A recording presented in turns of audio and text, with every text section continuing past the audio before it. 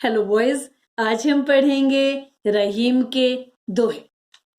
रहीमन धागा प्रेम का, मत तोड़ो चटकाए, टूटे से फिर ना मिले, मिले गांठ परी जाए। रहीम जी कहते हैं कि धागा प्रेम का, कि प्रेम रूपी धागे को मत तोड़ो चटकाए।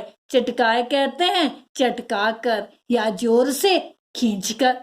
मत तोड़ो, नहीं तोड़ देना चाहिए। क्या कहते हैं रहीम जी कि प्रेम रूपी धागे को जोर से खींचकर नहीं तोड़ देना चाहिए।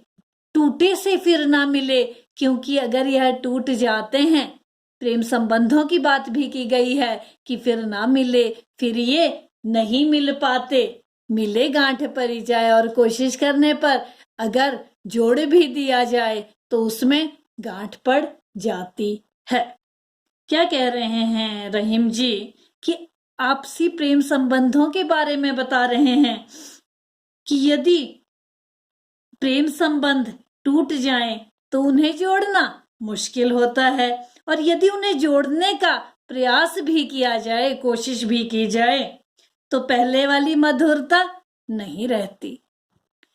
रहीमन निज मन की बिथा, मन ही राखो गोय, सुनी अठिलई लोग सब, बांटी न लहई कोय। रहीम जी कहते हैं कि निज मन की बिथा, अपने मन की बिथा कहते हैं पीड़ा को, दुखों को, मन ही राखो गोय, मन में ही गोय, गोय कहते हैं छिपा कर, राखो रख लेने चाहिए। रहीमन निज मन की बिथा, रहीम जी कहते हैं कि अपने मन की पीड़ा को मन ही राखो गोय, मन में ही छिपा कर रख लेनी चाहिए। क्यों कह रहे हैं रहीम जी ऐसा? सुनी अठिलई लोग सब, सुनी सुनकर, अठिलई मजाक उड़ाना, लोग सब सभी लोग, कि सभी लोग आपकी पीड़ा को सुनकर अठिलई मजाक उड़ाते हैं। बांटी न लेही कोई, आपके पीड़ा को बांटी न लेही, कोई भी नहीं बांटता, यानी आपके दर्द को कोई भी कम नहीं करता। क्या कह रहे हैं रहीम जी? रहीम जी कहते हैं कि हमें कभी भी अपना दुख किसी को भी नहीं बताना चाहिए।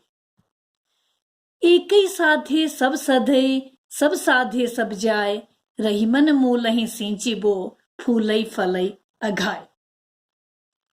क्या कह रहे हैं रहीम जी कि एक ही साधई, कि एक को साधने से, एक कार्य को पूरा करने से, सब सधई, उससे संबंधित सभी कार्य सधई पूर्ण हो जाते हैं। सब साधे सब जाए, और सभी कार्यों को एक साथ करने से सब जाए, सब नष्ट हो जाते हैं।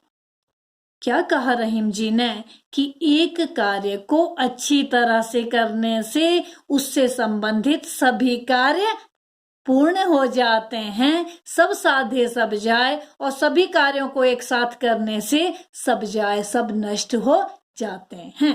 रहीमन मूल ही सींची बो, रहीमन, रहीम जी कहते हैं कि मूल ही सींची बो, कि मूल ही जड़ में, सींची बो सींचने से, कि पेड़ की जड़ को सींचने से, उसमें पानी डालने से, फूलई फलई अघाय, वह वृक्ष जो है फूलई, फूलों से, फलई और फलों से अघाय, तृप्त हो जाता है।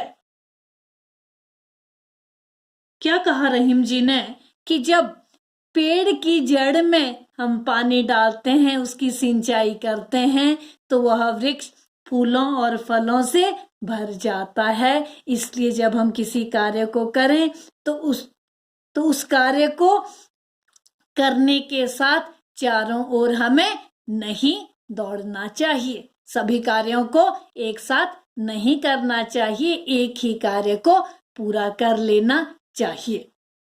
चित्रकूट में रमी रहे, रहीमन अवध नरेश, जा पर विपदा पड़त है, सो आवत यह देश। क्या कह रहे हैं रहीम जी कि चित्रकूट में रमी रहे।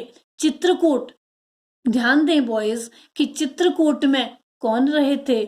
श्री राम। 14 वर्ष के वनवास के समय वो चित्रकूट में रहे थे। तो क्या कह रहे हैं रहीम जी कि चित्रकूट में रमी रहे रहीमन अवध नरेश। रहीमन रहीम जी कहते हैं कि अवध नरेश अयोध्या नरेश, अयोध्या के राजा कौन, श्री राम, चित्रकूट में रमी रहे। उन्हें 14 वर्ष के वनवास के समय चित्रकूट में रमी रहे, चित्रकूट में रहना पड़ा था। जा पर विपदा पड़त है कि जिस पर विपदा मुसीबत पड़ती है, सो आवत यह देश, उसे अपने देश, यह देश यहाँ चित्रकूट में आना पड़ता है। क्या कह रहे हैं रहीम जी कि जा पर विपदा पड़त है कि जिस पर विपदा मुसीबत पड़ती है, सो आवत यह देश, वह चित्रकूट में आता है। दीर्घ दोहा अर्थ के आखिर थोरे आही, ज्यों रहीम नट कुंडली सिमटी कूदी चढ़ी जाए। रहीम जी कहते हैं कि दीर्घ दोहा अर्थ के, दोहा हम क्या पढ़ रहे हैं, रहीम के दोहे, कि दीर्घ दोहा अर्थ के, कि अर्थ के अनुसार अर्थ जो है वो तो दीर्घ बहुत ज्यादा होता है, बहुत गहरा होता है दोहे में। आखिर थोरे आही, और उस दोहे में आखिर कहते हैं अक्षर को, आखिर थोरे आही, और उसमें अक्षर जो है कैसे होते हैं, थोरे, थोरे मतलब थोड़े, कि कम अक्षरों में जो है दोहा लिखा होता है, लेकिन अर्थ उसमें दीर्घ गहरा होता है, यानी उसमें गहरा अर्थ छिपा होता है। ज्यों रहीम नट कुंडली, रहीम जी कहते हैं कि ज्यों, जिस प्रकार से, नट, नट कहते हैं कलाकार को या खेल तमाशा दिखाने वाली जाति को, कि जिस प्रकार कलाकार कुंडली, कुंडली कहते हैं घेरा डालना, कि जिस प्रकार कलाकार क्या करते हैं कि कुंडली घेरा डाल देते हैं, सिमटी, सिकुड़ कर बैठ जाते हैं, कूदी, एकदम से कूद पड़ते हैं, चढ़ी जाई और दूसरी ओर चले जाते हैं।